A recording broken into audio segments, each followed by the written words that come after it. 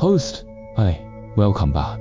Today, we're diving deep into a set of materials provided by the Buddhist-led Association of Australia. The core of this content is a master's teaching, and our task is to unpack the essence for you. Host B, this transcript you provided is fascinating. It starts with a concept we all think we know well, metta, loving kindness. But you quickly realize the wisdom here goes much deeper than expected. Host A, exactly, the text says. Loving kindness can extinguish all evils and hatred. It sounds beautiful. But what is true loving kindness? How is it different from just being in a good mood or being nice to people? Host B, that's what we're exploring today. We'll also look at a very practical method to overcome the biggest obstacle in spiritual practice. Host A, what I find most interesting is that while it starts with a high spiritual state like metta, it isn't just theory. It guides you step by step to see why we usually fail and offers a fundamental solution. It's less of a lecture and more of a practical manual for mind training. 1. The trap of fake kindness. Host B, let's deconstruct this. The text mentions that loving kindness stays far away from pretentious dignity, flattery, and hypocrisy. That's a very vivid description. Does pretentious dignity mean acting like a holy person just for show? Host A, precisely. It's about making others think you are highly realized. Flattery and hypocrisy are what we call being a yes man, saying one thing while thinking another. Host B, the common thread here is impurity. The motive is to get something, fame, profit, or control. The text describes this behavior as a form of coercion. Host A, coercion. Host B, yes. By putting on a certain persona to get what you want, you are operating out of strong greed. This leads to a crucial question. If I am good to you because I hope you'll be good to me, isn't that just normal social behavior? Host A, in society, we see it as reciprocity.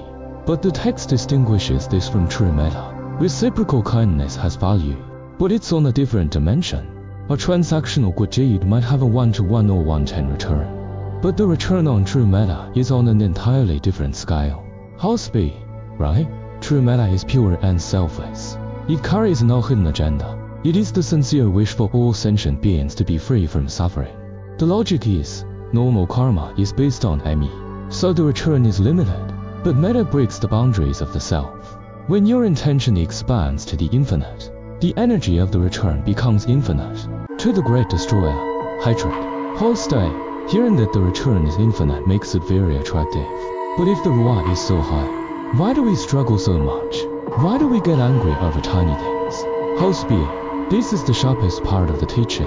The master points out that most people's foundation is built on eating, drinking, and playing.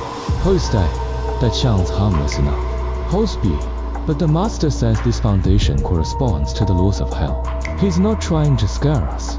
He's talking about knowing things as they truly are. If we don't consciously build a new upward momentum, our lives will simply follow our own downward habits. Host A, and the biggest downward habit is hatred anger. The Avatamsaka Sutra says no evil is greater than hatred. Its power is destructive.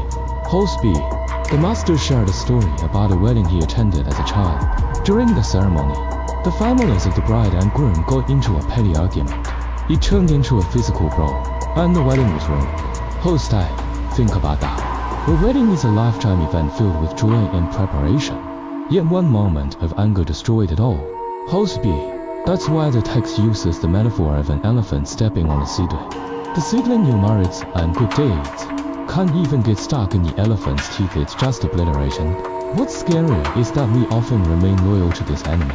We defend our right to be angry, saying, they started it. Treat the solution, installing a spiritual antivirus. Host A, if our enemy is this strong and we are programmed to obey it, what can we do? Host B, this is the most practical part. The text suggests a modern metaphor, building a new neural pathway or installing an antivirus system. Host A, using willpower to fight anger in the heat of the moment is almost impossible, because anger releases chemicals that bypass our logic. So, the method isn't about fighting it when it happens, but preparing beforehand. Host B, it's called force training. You spend or 49 days repeatedly and intensely downloading a new realization into your mind. Hatred is terrifying. It destroys everything good. It is my greatest enemy. I will not have it. Host A, like a call command being typed over and over into an OS. Host B. Exactly. Your minds are like a floor covered in dust. If you write your command lightly in the dust, the wind blows it away. You have to carve it deep into the hardboard, beneath the dust. Host A. But does this really work when you're actually furious? Host B. The beauty is that after force training, it becomes automatic. When the hatred virus appears, your antivirus software launches simultaneously.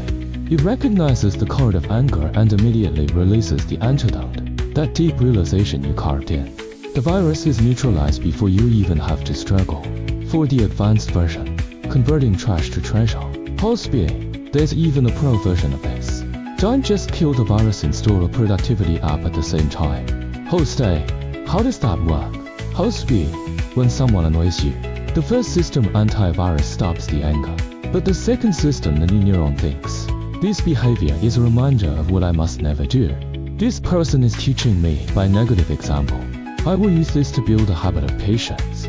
Host A. So you're not just breaking even, you're making a profit from a negative situation. Host B.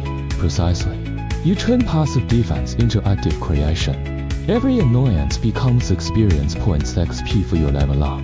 Conclusion. Your custom installation. Host A. We've learned the difference between transactional kindness and true meta, identified the elephant of hatred, and found a way to install a spiritual antivirus. Host B. The text reminds us, we are the programmers. If we can unconsciously develop bad habits, we can consciously create good systems. It all depends on how much you value your inner peace. Host A. So, here is a question for you to take away. What is the #1 mental virus you want to uninstall? If you were to design a 7-day force training plan starting today, what single phrase or realization would you carve into your heart?